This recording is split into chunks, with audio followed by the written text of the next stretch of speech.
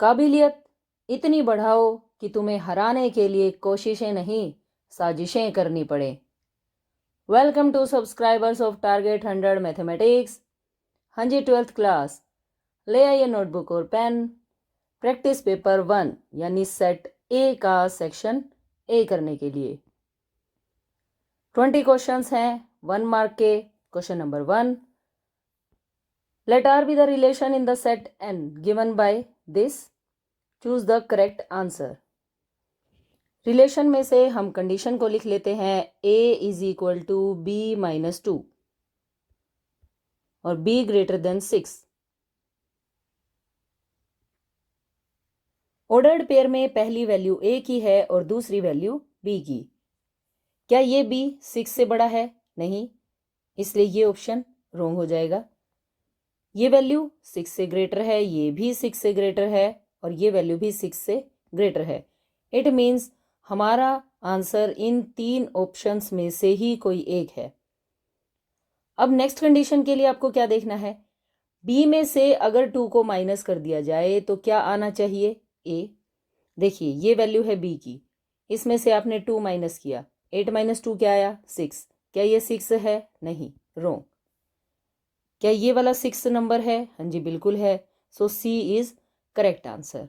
Okay, now question number 2, tan inverse tan 7 pi by 6 की value बतानी है। इसके लिए आपको tan इनवर्स की रेंज पता होनी चाहिए और tan इनवर्स की रेंज होती है -π/2 से π/2 का ओपन इंटरवल।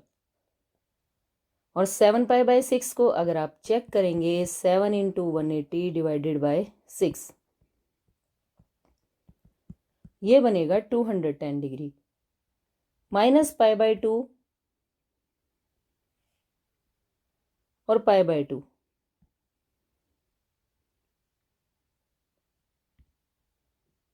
यहाँ π/2 होता है और यहाँ होता है -π/2। ओपन इंटरवल है, ये होती है tan इनवर्स की रेंज। और 210 डिग्री कहाँ होगा? ये पाई यानी 180 और इससे आगे यहाँ होगा 210 डिग्री। ओके, अब क्योंकि ये एंगल इस रेंज में नहीं है तो इस एंगल को इस रेंज में लाने के लिए हम यूज करेंगे पाई का। देखिए कैसे। tan inverse tan 7 pi by 6, ये है स्टेटमेंट। और 7 पाई बाई 6 को हम लिख सकते हैं, अगर मैं पाई में पाई प्लस 6 को ऐड कर दूं तो 7 पाई बाई 6 आ जाएगा। पाई प्लस पाई बाई 6, अगर आप यहाँ से एलसीएम लें प्लस में पाई लिखेंगे तो अगेन 7 पाई बाई 6 आ जाएगा। ओके, अब हम इसे सिंप्लीफाई करेंगे। कैसे? tan inverse as it is, pi के ऊपर ट्रिग्नोमेट्रिक फंक्शन नहीं बदलता, इस लाइन के ऊपर कभी भी ट्रिग्नोमेट्रिक फंक्शन चेंज नहीं होता, इसलिए यहाँ आएगा 10 पाई बाई 6। और रही बात प्लस माइनस की, तो देख लीजिए, आफ्टर स्कूल टू कॉलेज, यानी इस क्वाड्रेंट में पाई में जब भी आप कुछ ऐड करेंगे तो आप आएंगे थर्ड क्वाड्रेंट में और यहाँ पर 10 होता है, इसलिए कोई साइन भी चेंज नहीं होगा, तो ये आ जाएगा 10 पाई बाई 6। अब पाई बाई 6 कितना होता है? 30 डिग्री, और 30 डिग्री इसकी रेंज में आ गया। और अगर ये tan इनवर्स की रेंज में है तो ये दोनों टर्म्स कैंसिल हो जाएंगी और आंसर आएगा pi by 6। Okay, so B is correct answer. Now question number 3, एक मैट्रिक्स गिवन है A plus A transpose is equal to 2i, हमें बतानी है थीटा की value. A plus A transpose is equal to 2 times identity matrix. A की value लिखेंगे आप tan theta minus cot theta, cot theta और tan theta. इसमें add करना है A ट्रांसपोज को। ट्रांसपोज के लिए फर्स्ट रो का फर्स्ट कॉलम बन जाएगा tan कोट और सेकंड रो का बनेगा second column. Okay, this is equal to 2 times identity यानी 1 0 0 1। दोनों मैट्रिसेस को जब आप ऐड करेंगे tan theta plus tan theta 2 tan theta, cot minus cot का answer 0, minus cot plus cot की value 0, tan plus tan again 2 tan theta, 2 1 ज़ा 2 0 2। इस 2 की इस मैट्रिक्स से मल्टीप्लाई करनी है। Now by equality of 2 matrices first element के इक्वल होना चाहिए, यानी 2 tan थीटा इज इक्वल टू 2। मल्टीप्लाई वाले नंबर्स दूसरी साइड जाकर डिवाइड में, ये आ गया 1। 10 में वैल्यू 1 कब होती है? 10 पाई बाय 4 पर। 10 से 10 कैंसल, थीटा की वैल्यू आ जाएगी pi by 4। Okay, so A is correct answer. Now question number 4, if A matrix A is both symmetric and skew symmetric, सिर्फ एक जीरो मैट्रिक्स ऐसी होती है जो सिमेट्रिक और स्क्यू सिमेट्रिक दोनों की कंडीशंस को पूरा करती है। नाउ क्वेश्चन नंबर 5, ट्रायंगल के वर्टाइसिस गिवन है और हमें डिटर्मिनेंट्स का यूज करके इसका एरिया फाइंड करना है। एरिया का क्या फॉर्मूला होता है? 1/2 determinant x1 y1 x2 y2 x3 y3 और इस कॉलम में सारे 1। ये होता है ट्रायंगल का एरिया अगर हमारे पास वर्टाइसिस गिवन है। तो देखिए हम यहाँ पर सभी वर्टाइसिस की वैल्यू पुट कर देते हैं। 1 0 6 0 4 3 1 1 1। इस डिटर्मिनेंट को सोल्व करने के लिए हम सेकेंड कॉलम का यूज करेंगे, यानी एक्सपेंडिंग अलोंग C2। ये टर्म 0 है, ये भी 0 है, इस टर्म के आगे क्या लगेगा? माइनस। ये रो और ये कॉलम हटाने के बाद हमारे पास ये नंबर बचे 1 6 1 1 -3 1/2 तो बाहर है ही, 1 1 ज़ा 1 6 1 ज़ा 6 1 -6 -3 इंटू -5 तो ये बन गया 15/2, माइनस माइनस प्लस हो गया 15/2 स्क्वायर यूनिट्स। ओके, जब भी आप डिटर्मिनेंट को एक्सपेंड करते हैं और आप इन 4 नंबर्स में से कोई भी नंबर यूज करें, ये वाला या फिर ये वाला, तो हमेशा माइनस का यूज करना आपको ध्यान रखना है।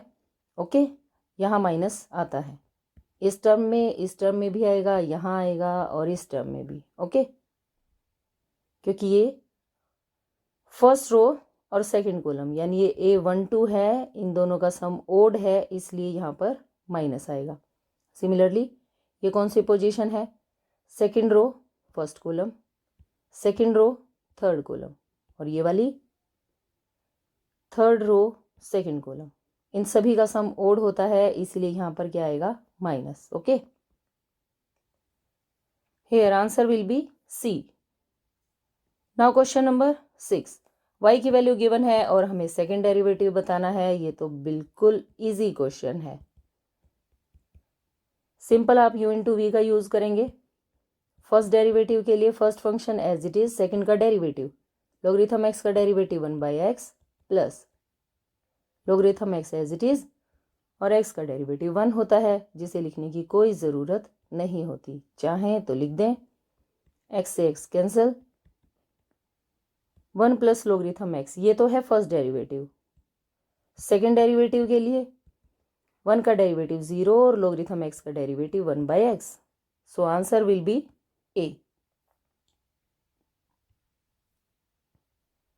Now question number 7, anti derivative बताना है। एंटी डेरिवेटिव का क्या मतलब होता है?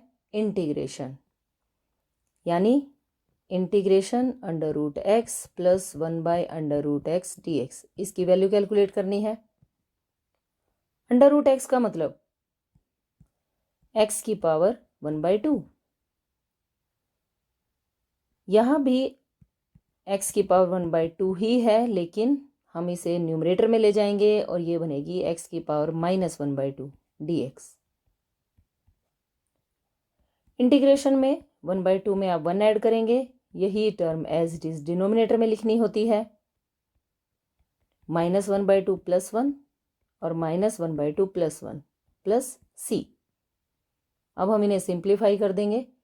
1/2 में जब आप 1 ऐड करते हैं तो ये बनेगा 3/2 और डिनोमिनेटर में भी 3/2 बनेगा, जो पलट कर 2/3 बन जाएगा, प्लस 1 - ½ क्या बनेगा, हाफ बनेगा। सिमिलरली डिनोमिनेटर का आंसर भी क्या आएगा, हाफ आएगा, और जब आप उसे पलट देंगे 1/2 को पलट के 2/1 बन जाएगा, plus c as it is. तो चलिए देखिए कौन सा ऑप्शन सही है, ये वाला, c is correct answer. Now question number 8, e⁻x into 1/x minus 1/x² का इंटीग्रेशन क्या होगा। यहां पर आप डायरेक्ट एक रूल अप्लाई करेंगे, e⁻x fx plus f' dx। कभी भी आपको इस टाइप के फंक्शन का इंटीग्रेशन करना पड़ जाए जहां फंक्शन के साथ उसका डेरिवेटिव है और बाहर e⁻x है, तो इसका डायरेक्ट आंसर होता है e⁻x fx plus c। Okay, integration का ये डायरेक्ट आंसर है। अब इस क्वेश्चन में 1/x का डेरिवेटिव -1/x² होता है। ओके, तो फंक्शन कौन है, 1/x।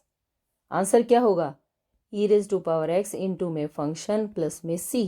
This is required answer, so b is correct answer. Okay, now question number 9, -1 to 1 x⁻5 dx की वैल्यू कैलकुलेट करनी है।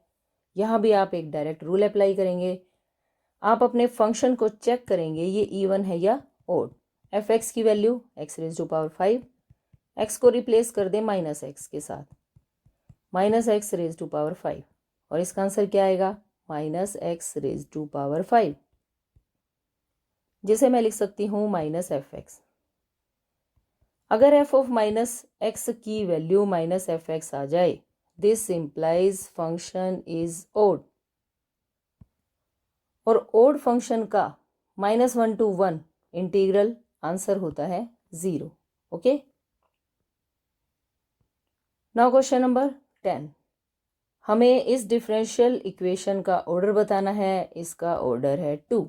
Okay, question number 11, which substitution can solve A homogeneous differential equation of the form this.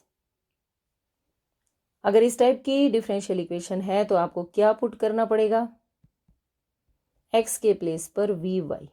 Okay, और अगर ये dy/dx वाली type होती, hy/x वाली, तब हम y को vx पुट करते। Okay,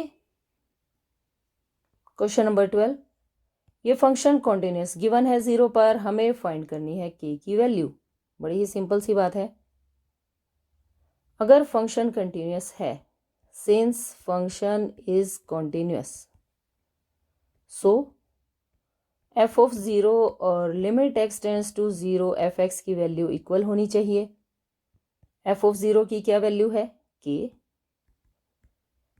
limit x tends to 0 function की क्या वैल्यू है, sin x minus cos x। Value put कीजिए, x के प्लेस पर 0, sin 0 0, cos 0 की वैल्यू, cos 0 कितना होता है, 1 होता है, तो आंसर आ गया -1। ओके,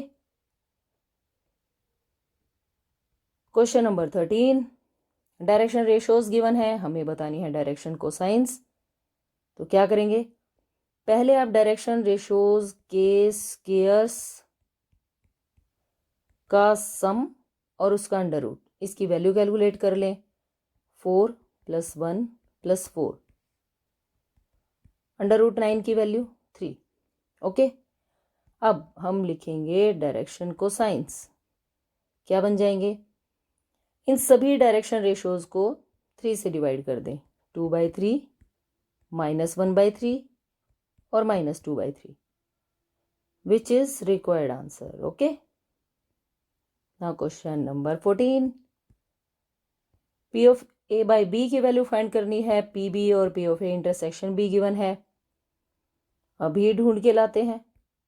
हमें पता है P of A by B होता है P of A intersection B divided by PB।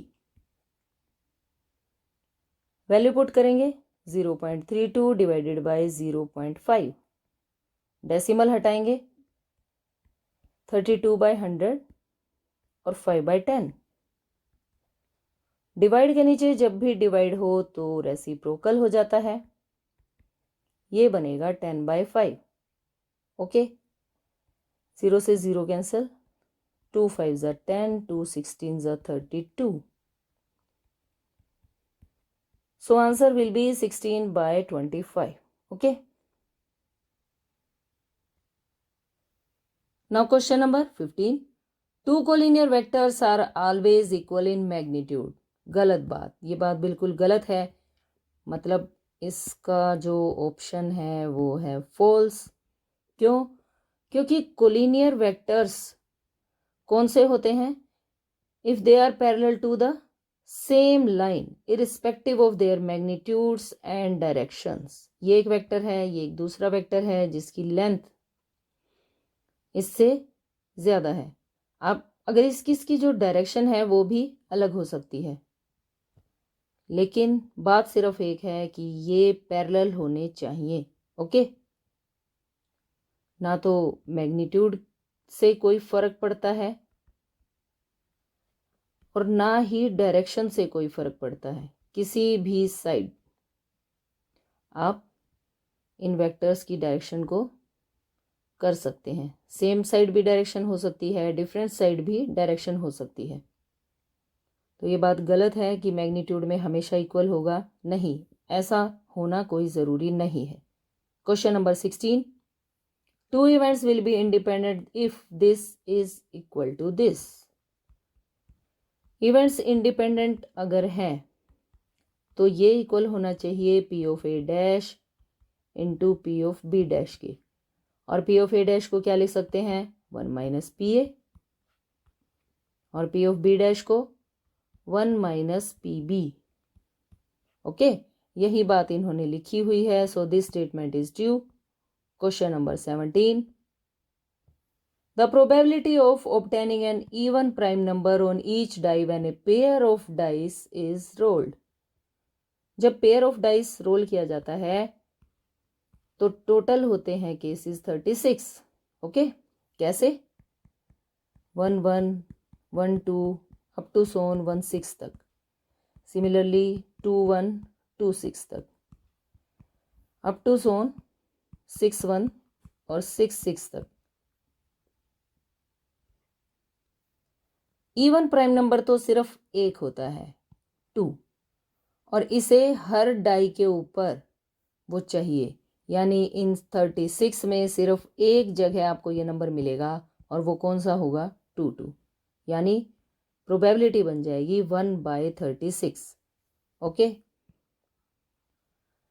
Now next question, question number 18. A vector और बी वेक्टर गिवन है। हमें ए क्रॉस बी की लेंथ बतानी है। इसके लिए पहले हमें ए क्रॉस बी फाइंड करना पड़ेगा। ए क्रॉस बी कैसे फाइंड करते हैं? डिटर्मिनेंट आई जे के, कोफिशिएंट्स लिखने हैं 2 1 3 2 1 3 3 5 - 2 3 5 - 2। इस डिटर्मिनेंट को चलिए सिंप्लीफाई करते हैं। आई लिखा, ये वाला कॉलम और ये वाली रो हटाने के बाद जो नंबर्स हमें दिखाई दे रहे हैं इनकी क्रॉस होगी -2 -15 ऐसे। ओके, फिर -j। अब की बार कौन कौन से रो कॉलम हटेंगे? जे के लिए तो ये वाली रो और ये वाला कॉलम गायब हो जाएंगे। अब क्रॉस मल्टीप्लाई कौन कौन से नंबर्स की होगी? 2 और -2 की -4, 3 और 3 की 9, लेकिन हमें माइनस करना है इसलिए हम लिखेंगे -9 प्लस के के लिए देखिए ये वाली रो और ये वाला कॉलम हट जाएगा।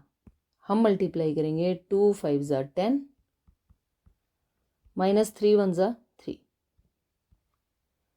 -15 -2 -17 आई, -13, लेकिन बाहर भी माइनस है तो ये हो जाएगा +13 प्लस 7 अब हम इसकी लेंथ फाइंड कर देंगे जो बिल्कुल आसान काम है। -17 का स्क्वायर प्लस 13 का स्क्वायर प्लस 7 का स्क्वायर, तीनों का स्क्वायर सम √ 289 169 प्लस 49, बहुत सारे 9 आ गए यहाँ तो। इन सब का सम 507 which is required answer. Okay, question number 19 और 20 ये है असर्शन रीजन के क्वेश्चन। यहाँ इन चारों ऑप्शंस में से हमें बताना होगा कि कौन सा सही है।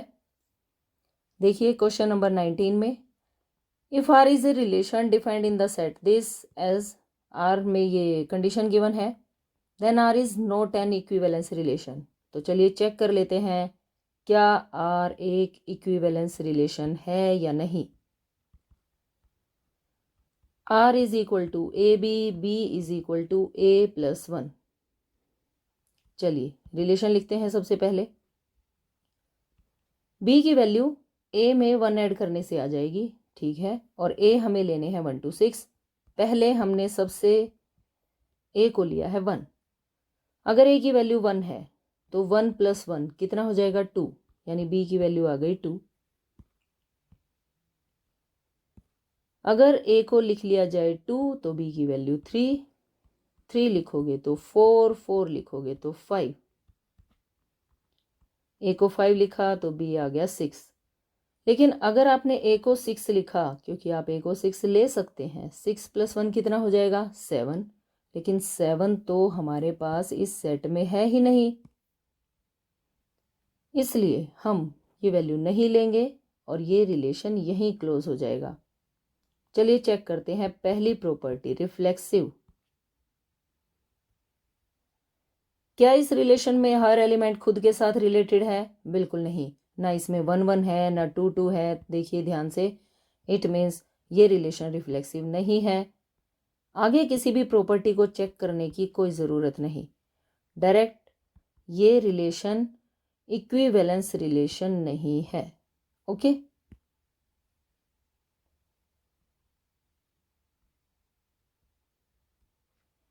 इक्विवेलेंस रिलेशन नहीं है, तो it means assertion is correct. Now reason को देखिए, a relation is said to be an equivalence relation if it is reflexive, symmetric and transitive. ये बात तो बिल्कुल सही है। कोई भी रिलेशन इक्विवेलेंस तब होता है जब वो इन तीनों कंडीशंस को पूरा करे। ओके, यानी assertion is correct, both assertion and reason are true and reason R is the correct explanation of A। इसलिए क्वेश्चन 19 का जो आंसर है वो क्या हो जाएगा A। Now last question, question number 20, the lines this and this are perpendicular when b1 dot b2 is equal to 0। हाँ जी, ये बात बिल्कुल सही है। अगर ये वैल्यू 0 होती है तो लाइंस को परपेंडिकुलर कहा जाता है। Reason, the angle theta between the lines this and this is given by this. ये बात भी बिल्कुल सही है, कोस थीटा की वैल्यू यही होती है। इट मीन्स क्वेश्चन नंबर 20 में असर्शन सही, रीजन सही और ये इसकी करेक्ट एक्सप्लेनेशन भी है, इसलिए 20 का आंसर भी क्या हो जाएगा, यही हो जाएगा, सेम जो आपने 19 में लिखा था, ए पार्ट।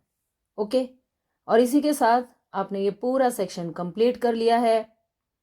वीडियो को लाइक करें, शेयर करें और चैनल को सब्सक्राइब ज़रूर करें ताकि नेक्स्ट वीडियो की नोटिफिकेशन आपको सबसे पहले मिले। Thanks for watching, bye bye, take care.